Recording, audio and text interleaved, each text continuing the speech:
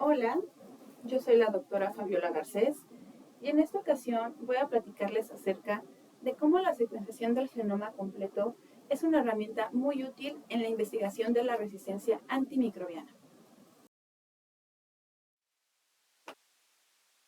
La resistencia a los antimicrobianos representa una de las principales amenazas para la salud pública global, ya que compromete la eficacia de los tratamientos disponibles y facilita la propagación de infecciones multiresistentes. El surgimiento y diseminación de estos genes de resistencia se puede dar en múltiples contextos, desde el hospitalario, el comunitario, el ambiental e inclusive el zoonótico, por lo cual requerimos herramientas de vigilancia precisas y que tengan un amplio alcance. La resistencia a los antimicrobianos es un problema mundial que se ve impulsado por una variedad de factores, ya sea desde los factores clínicos, biológicos, sociales, políticos, económicos y medioambientales. La presencia de bacterias resistentes a estos antimicrobianos en el medio ambiente es consecuencia justo de todos estos factores. Se han llevado a cabo muchos estudios donde se describen las múltiples vías para su diseminación, ya que el uso de antibióticos es muy frecuente en la agricultura, en la ganadería, en la caza y no se diga en la industria. En la lucha contra la resistencia antimicrobiana es fundamental reconocer los impactos de cuatro ámbitos: la humanidad, el ganado, la agricultura y el ecosistema. Muchas prácticas socioculturales y financieras muy extendidas en el mundo han complicado enormemente la gestión de esta resistencia. Se han identificado varias vías, entre ellas los efluentes hospitalarios, los residuos agrícolas y las instalaciones de tratamiento de agua residual, como posibles vías de propagación de bacterias resistentes y estos genes de resistencia cómo llegan al suelo y a los ecosistemas circundantes. El uso excesivo e incontrolado de antibióticos y el tratamiento inadecuado y el reciclaje de aguas residuales son algunos de estos factores que contribuyen a la resistencia antimicrobiana.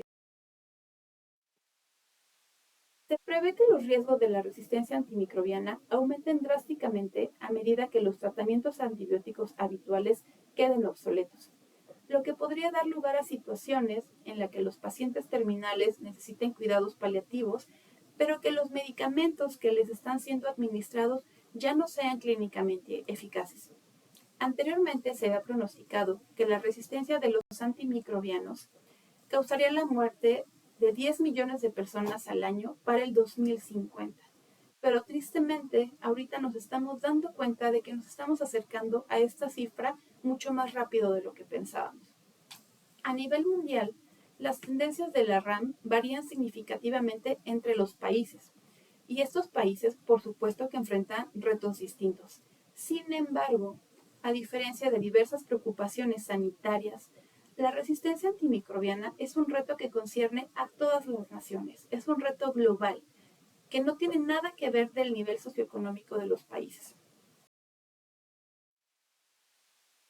Los métodos más frecuentemente utilizados en microbiología clínica para determinar la sensibilidad de las bacterias a los antibióticos se basan en un estudio fenotípico, observando el crecimiento bacteriano de una cepa incubada en presencia del antibiótico que queremos evaluar.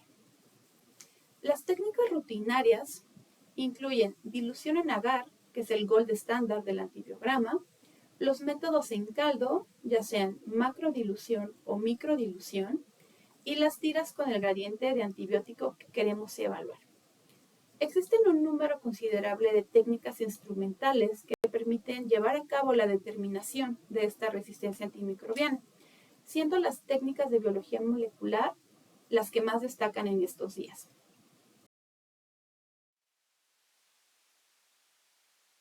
La reacción en cadena de la polimerasa permite la identificación de los agentes infecciosos y además es el método de referencia para caracterizar genotipos, genes de resistencia y genes de virulencia. Actualmente se comercializan varias PCRs en tiempo real que permiten la identificación de los agentes patógenos y de los genes que les confieren resistencia directamente a partir de muestras clínicas. Por ejemplo, el sistema VeryGene utiliza como muestra los frascos de hemocultivo ya con crecimiento. En el caso de bacterias gram positivas, puede detectar hasta 4 géneros bacterianos, 9 especies y los genes de resistencia MECA, que es el que confiere la resistencia a meticilina en estafilococos, y los genes VAN-A y VAN-B, que son los que confieren la resistencia a la vancomicina principalmente en los enterococos. La oferta es cada vez mayor, pero existe la restricción de que solamente podemos identificar pocos genes de resistencia en una reacción, por lo que hay que hacer varias reacciones para identificar toda la batería de genes que a nosotros nos interesa. No tenemos disponible toda la información contenida en el genoma de las bacterias que estamos estudiando. Es aquí que la secuenciación de siguiente generación juega un papel muy importante. Desde principios del siglo XXI, la aparición de esta tecnología ha permitido disponer de una herramienta completa, rápida y que ahorita en nuestros días ya es rentable, porque conforme han pasado los años se ha vuelto más barata. Entonces, esto ha sido una solución a las limitaciones de la secuenciación tradicional. La secuenciación de siguiente generación tiene muchas aplicaciones, entre las que destacan, debido a nuestro ámbito de trabajo, la epidemiología molecular, la clasificación de especies, la identificación de cepas que estén genéticamente relacionadas que pudieran estar involucradas en la aparición de brotes y la predicción de la resistencia a los antimicrobianos. La secuenciación de siguiente generación incluye métodos de secuenciación de segunda y tercera generación. Una de las técnicas más exitosas de segunda generación fue la pirosecuenciación, que fue secuenciación por síntesis. El instrumento 454 de Roche fue el más destacado. Esta era una tecnología muy artesanal. Para hacer una corrida de secuenciación, podías tardarte muchos días en el laboratorio en dejar todo listo para hacer el proceso. Inclusive los tiempos podían alargarse hasta un mes. A pesar de esto, daba excelentes rendimientos. Se podían obtener secuencias largas para esos tiempos de aproximadamente 400 pares de bases, que era mucho más sencillo trabajar bioinformáticamente con estas lecturas. También están los sistemas de Thermo Fisher, que es Ion Torrent, y con esta tecnología se redujo drásticamente el tiempo de procesamiento de las muestras en el laboratorio. Por ejemplo, nosotros tardábamos aproximadamente 5 días para poder llevar a cabo el inicio de la corrida de secuenciación en el equipo.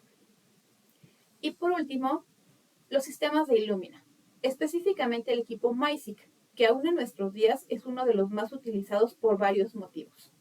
Primero, es un equipo pequeño en comparación con los otros, y como realmente no necesitas tanto equipo periférico, en un pequeño espacio en una mesa de laboratorio lo puedes poner. También que el tiempo de procesamiento se redujo drásticamente, es muchísimo menor. Si ustedes tienen pocas muestras y todo sale bien a la primera, para el tercer día ustedes ya tienen sus lecturas de secuenciación, ustedes ya tienen su archivo de salida. También, esta compañía tiene varias opciones de estuches de secuenciación dependiendo de las necesidades de rendimiento de sus experimentos. Y en una sola corrida se pueden procesar hasta 384 muestras. Claro que esto depende de varios factores, como los tamaños de los genomas, el tipo de aplicación, porque no es lo mismo secuenciar genomas completos que secuenciar solamente un panel de genes dirigidos que por lo general son pequeños. Y algo que vamos a ver más adelante, la importancia de la profundidad de secuenciación, porque los proyectos que requieren una alta profundidad, como aquellos en los que se pueden detectar variantes extrañas, requieren una mayor capacidad del secuenciador y por lo tanto el número de muestras a procesar se tiene que reducir. Y cuando hablamos de tercera generación, nos referimos a una secuenciación directa, porque en esta tecnología no se tiene que llevar a cabo una etapa de amplificación previa como en las anteriores. Las más utilizadas son PacBio y Oxford Nanopore. Y estas tecnologías producen lecturas ultra largas, de hasta megabases, de 10 a las 6 bases, lo que permite resolver regiones complejas del genoma y sobre todo las regiones repetitivas. Sin embargo, las tasas de error son más altas que en las tecnologías de segunda generación. En este cuadro les muestro la comparación de los aspectos más relevantes entre estas dos generaciones. Primero, la longitud de las lecturas. En segunda generación son pequeñas, mientras que en tercera generación obtenemos lecturas muy largas. Dada la tecnología de secuenciación, hay una mayor exactitud en segunda generación, muy alta, o sea, una exactitud por arriba del 99%, mientras que en tercera generación tenemos una exactitud moderada, máximo del 98%. Esto con el tiempo irá mejorando.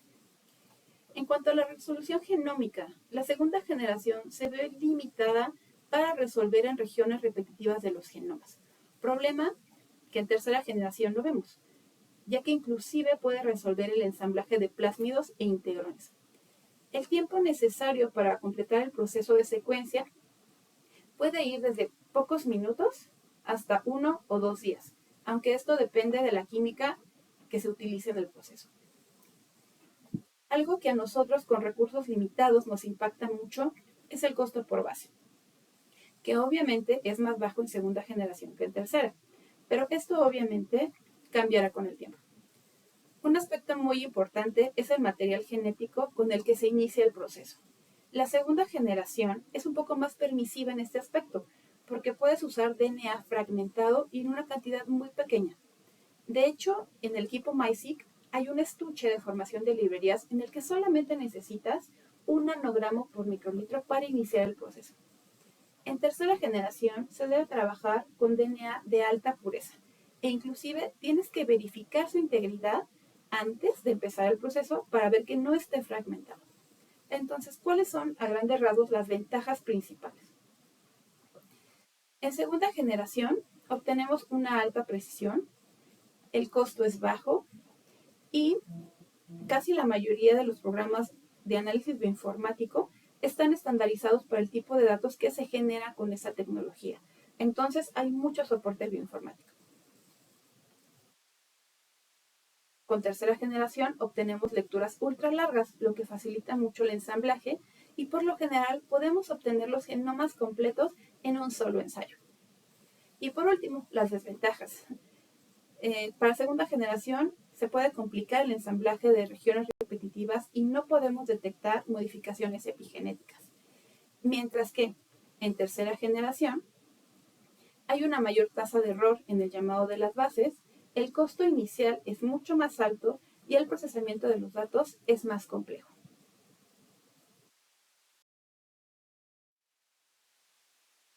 Ya hablando del proceso de estas tecnologías, ¿qué es lo que hacemos? ¿Cómo es en general cómo trabajamos este asunto? Este es el flujo de trabajo que se sigue para la secuenciación de genoma completo, específicamente el que se utiliza en los protocolos de la red PulseNet, que es la red que lleva a cabo la vigilancia de enfermedades transmitidas por alimentos. Iniciamos con una placa de cultivo bacteriano, de la cual nosotros tomamos colonias aisladas para llevar a cabo la extracción del material genético.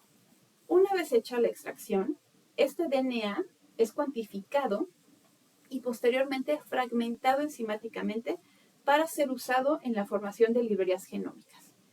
¿Qué es una librería genómica? Se van a preguntar.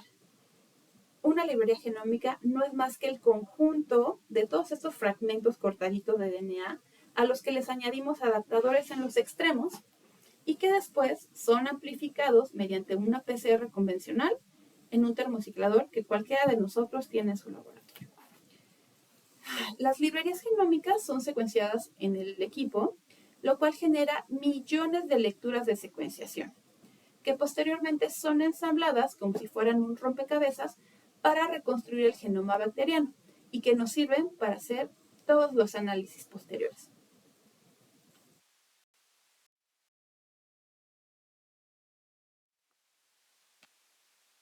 Este es el flujo de trabajo bioinformático básico de datos generados por secuenciación de siguiente generación. Primero tenemos los datos crudos que obtenemos directamente del secuenciador, a los cuales se tienen que someter a un análisis de calidad para evaluar y filtrar las lecturas. Después se llevan a cabo ensambles, ya sea ensambles de novo o ensambles por mapeo, para que al final nosotros tengamos un genoma reconstruido y anotado.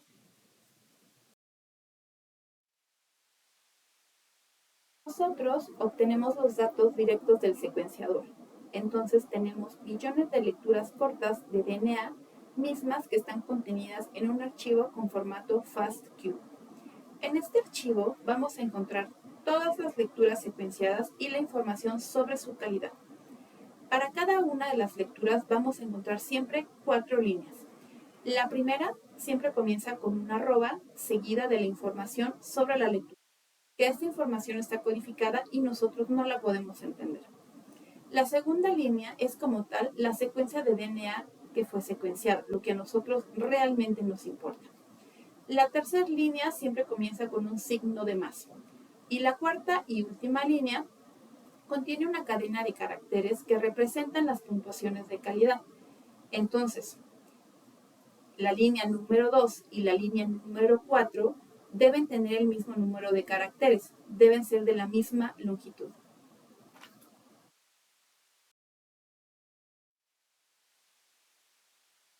Cada puntuación de calidad representa la probabilidad de que la lectura del nucleótido sea incorrecta. Esto se basa en un logaritmo que depende de la cantidad de señal que fue capturada durante el proceso de secuenciación. Al final, esta puntuación se denomina Q en la escala Phred y se interpreta de la siguiente manera. La puntuación Q10 es la probabilidad de que 1 de cada 10 nucleótidos secuenciados sea incorrecto, lo que representa un 90% de precisión en el llamado de las bases. El Q20 significa que la probabilidad de error es de 1 en cada 100 nucleótidos secuenciados. Y así sucesivamente.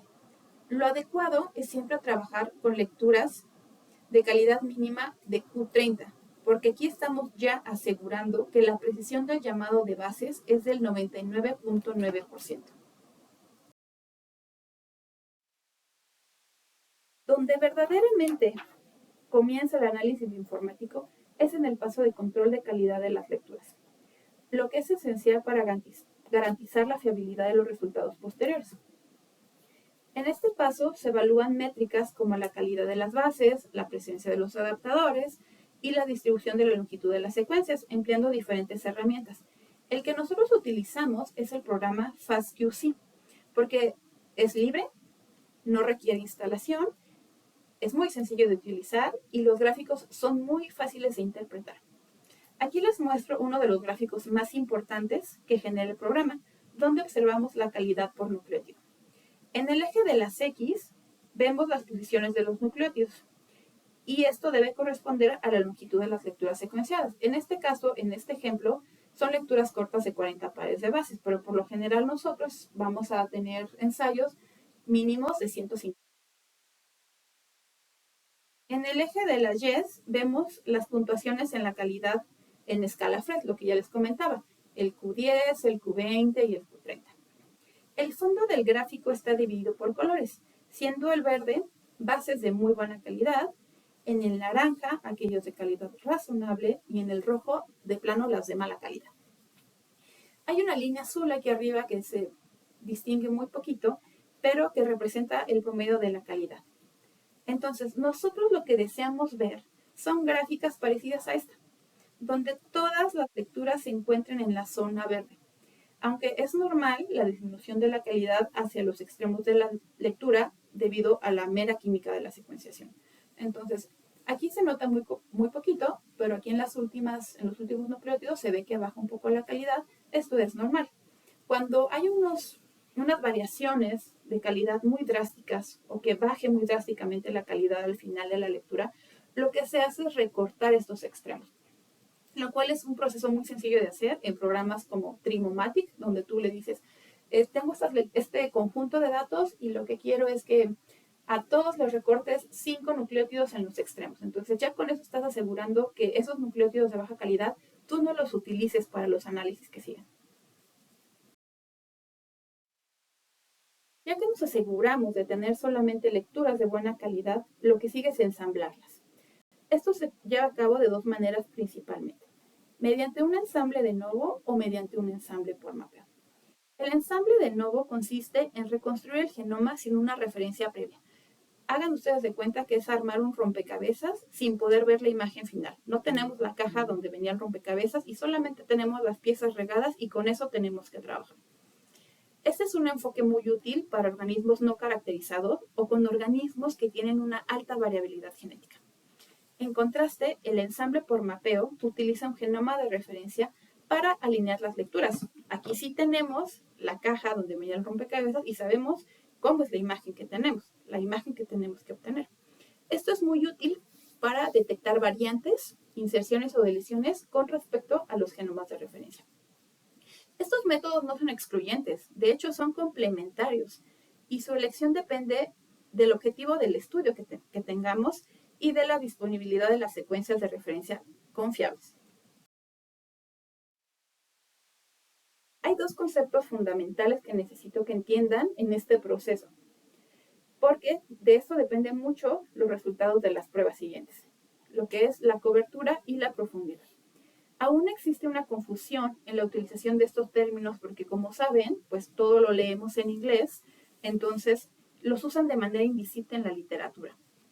Pero la cobertura se refiere al porcentaje de bases de genoma que están siendo secuenciadas, por lo que el valor máximo es 100%, lo que significa que obtuvimos el 100% del genoma, tenemos el genoma completo. Por otro lado, la profundidad representa el número promedio de veces que cada base en el genoma es secuenciada en los fragmentitos de DNA que nosotros tenemos. Entonces, en una base la secuencié una vez, entonces tengo una profundidad de 1 por. La secuencié 4 veces la misma base, 4 por. Este concepto de profundidad es muy importante en muchas aplicaciones. Por ejemplo, cuando estamos trabajando con virus y queremos tipificar cuasi especies virales, debemos de tener una profundidad mínimo de 1000 por para asegurar que ese cambio que nosotros estamos viendo es verdadero y no es producto del proceso meramente de secuenciación.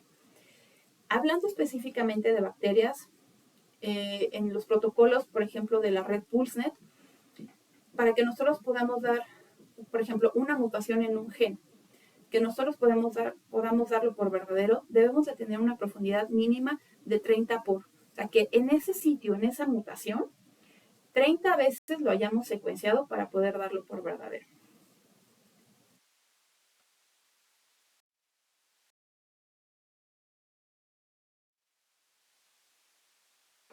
Ya que tenemos el panorama un poco más completo, revisemos entonces cómo se lleva a cabo la determinación de la resistencia antimicrobiana por secuenciación masiva.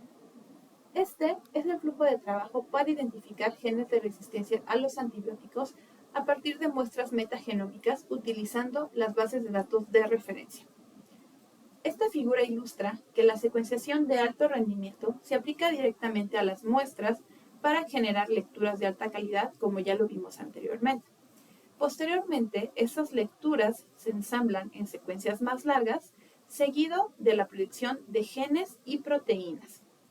Estas secuencias ensambladas, ya sea en forma de gen o en forma de proteína, se comparan posteriormente con bases de datos de referencia para identificar los posibles genes de resistencia y elaborar los perfiles de resistencia antimicrobiana. Como ven, el procesamiento realmente es el general de secuencia masiva, pero aquí el factor clave son las bases de datos.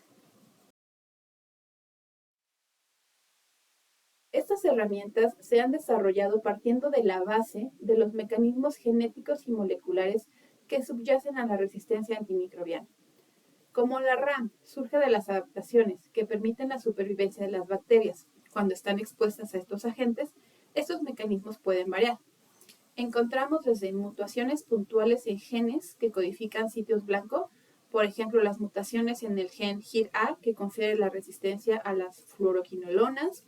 También podemos encontrar inactivación enzimática a los antibióticos, la modificación de los sitios blancos e incluso cambios en la permeabilidad de la membrana, solo por poner algunos ejemplos.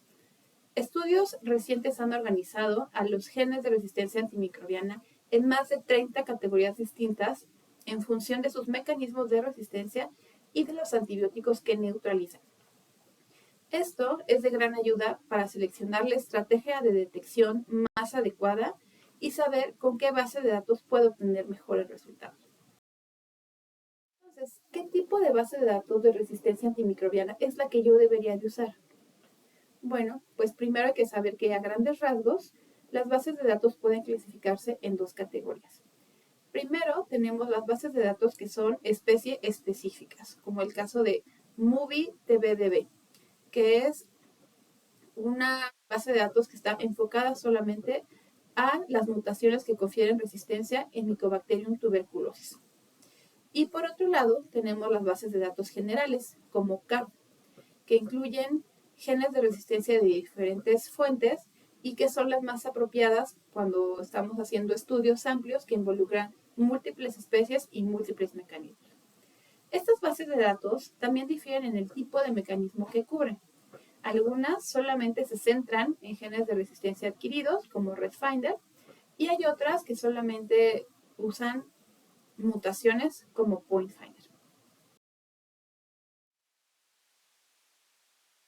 Las plataformas más completas es la que está albergada en el sitio web del Centro de Epidemiología Genómica, que alberga muchos servicios, de los cuales varios están relacionados con búsqueda de resistencia antimicrobiana. Por lo general, los datos que utiliza son las lecturas en formato FASTQ, o sea, los archivos que nosotros obtenemos directo del secuenciador, o los archivos ensamblados para algunas aplicaciones. Dentro de las herramientas de tipificación que ofrece, destaca ResFinder, que ahorita en una nueva actualización de todo este sitio está integrando las bases de datos de genes adquiridos, la de mutaciones puntuales e incluso la de desinfectantes. Entonces, hay varios parámetros que pueden modificarse, como por ejemplo el porcentaje mínimo de identidad que deben tener nuestros datos en comparación con la base de datos. Por default está en 90%. Si nosotros quisiéramos hacer el análisis más estricto, podríamos elevar este número, pero por lo general las predicciones son certeras con este valor. Algo que también es destacable es que si ya sabemos qué especie bacteriana estamos trabajando, la búsqueda puede hacerse aún más dirigida. Aunque hay pocas bases de datos de especies específicas en esta plataforma, es una muy buena opción usarlas cuando podamos hacerlo.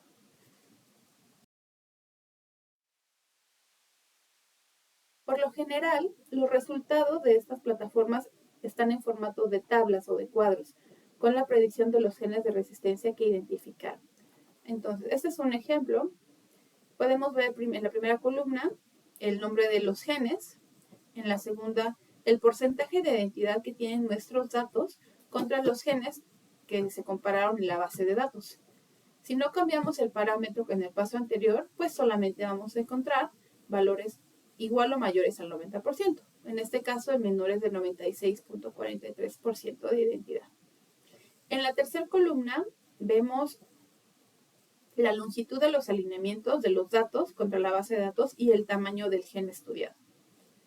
Después encontramos los datos de cobertura, que esta columna va de la mano con la columna anterior. Entonces, si el tamaño del alineamiento y el tamaño del gen son iguales, entonces tenemos un 100% de cobertura. Al contrario, si tenemos, por ejemplo, solamente 980 pares de bases de 1152 que mide el gen, entonces nuestra cobertura va a bajar y en este caso es solamente del 84%. Y lo que más nos importa a nosotros, los datos del fenotipo asociado a la resistencia reportada para estos genes.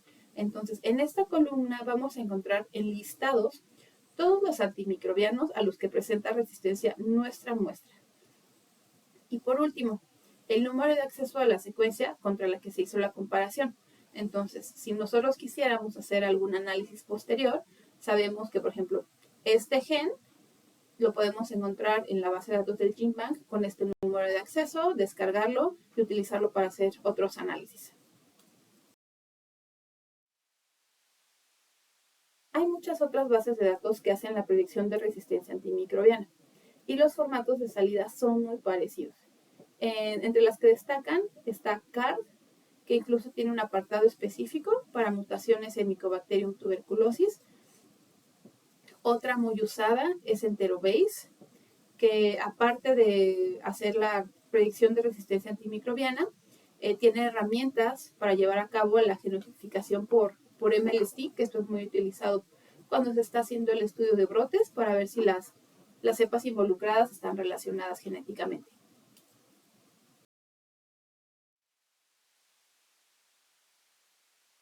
Herramienta que particularmente a mí me gusta mucho, que es la plataforma del CZID. Aquí hay un flujo de trabajo diferente para diferentes aplicaciones. Entonces, tienen desde el pipeline de metagenómica, que nos sirve para identificar el material genético de los organismos que estén contenidos en una muestra.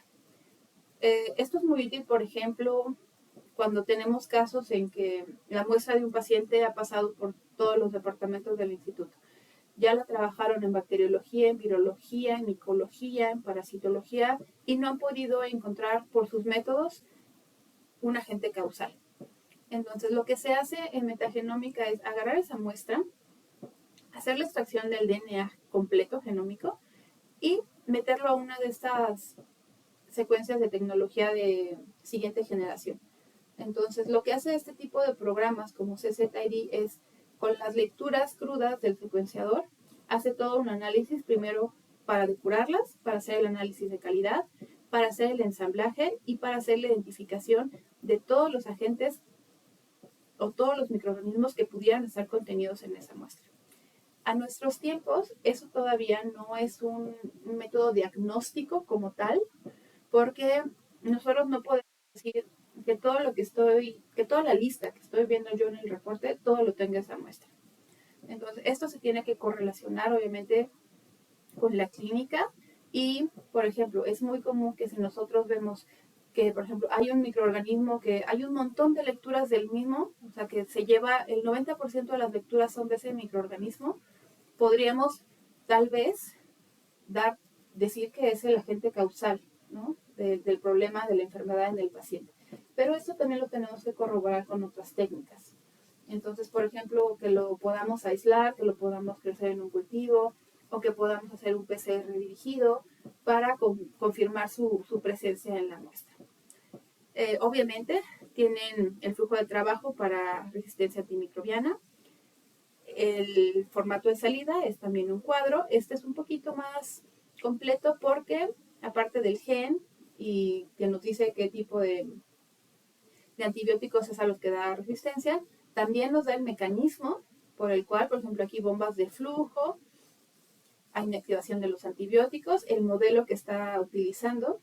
Y como ya les comentaba, como esta plataforma, ella solita hace el ensamble, nos da el resultado dependiendo, porque hace primero el análisis de la resistencia antimicrobiana utilizando las lecturas crudas y después utiliza las lecturas ya ensambladas para volverlo a hacer. Entonces aquí nosotros tenemos como un doble check, porque lo hizo como por dos métodos distintos y pues obviamente tenemos más certeza si ambos encontró una resistencia antimicrobiana.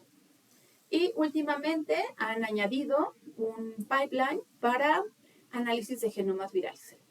Entonces, todas estas herramientas ustedes las encuentran en la red, son gratuitas, solo tienen que hacer un registro previo. Por lo general, ellos no se quedan con sus datos, entonces no tienen que estar ustedes preocupados porque algo de información se vaya a filtrar, se vaya a perder, se la vayan a robar. Son muy sencillas de usar y pueden obtener resultados en poco tiempo. Entonces, ustedes pueden meterse a revisarlas, a explorarlas. No es necesario que ustedes hayan hecho una corrida de secuenciación para usar esos datos. Si ustedes quieren solamente empezar a familiarizarse con ellas, pueden bajar en el GenBank. Hay bases de datos especiales donde uno puede depositar los archivos que se extraen de las corridas de secuenciación. Pueden bajar uno de estos archivos y empezar a explorarlas.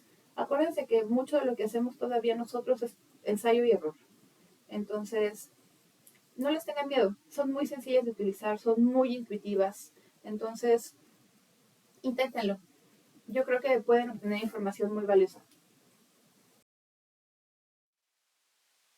Entonces, una interrogante que irremediablemente surge es, ¿por qué la predicción in silico de la resistencia antimicrobiana no corresponde a lo que estoy viendo fenotípicamente? ¿De dónde viene esta discrepancia entre lo fenotípico y lo genotípico? Dado que estos mecanismos de resistencia son un fenómeno muy complejo, existen múltiples razones por lo cual podemos observar este fenómeno. desde motivos meramente experimentales, como que la muestra sea de baja calidad, de que la cadena de frío se rompió en el camino, de que la bacteria no crece mucho y agarré una asada súper pequeñita, que el DNA está degradado. Pues todo esto es muy importante. Entonces tenemos que intentar asegurar, empezar con un DNA de buena calidad. Después están los rendimientos en las diferentes plataformas de secuenciación.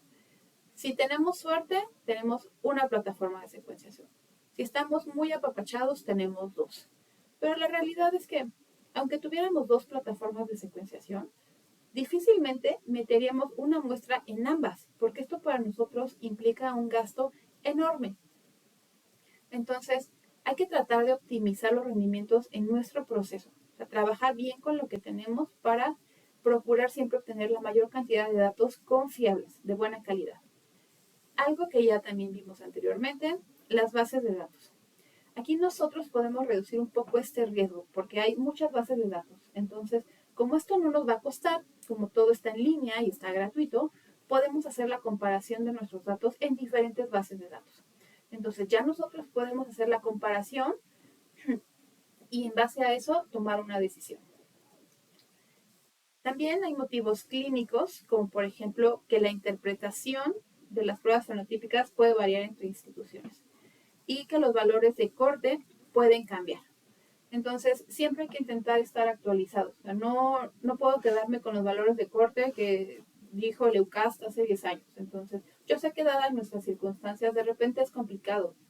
Hay veces que nosotros tenemos que poner inclusive dinero de nuestra bolsa para comprar las guías. Entonces, yo sé que no es el escenario ideal, pero hay que garantizar la confiabilidad de nuestros resultados. Entonces, hay que procurar siempre estar actualizados en este tema. Y en cuanto a factores biológicos, podemos destacar la variación entre las cepas, los fenómenos de poligenia y pleitropía, siendo la poligenia un tipo de herencia en la que una característica está influenciada por dos o más genes, y la pleitropía ocurre cuando un solo gen determina fenotipos distintos que en apariencia no están relacionados. Y por último, la variabilidad en la expresión génica con respecto a las condiciones ambientales.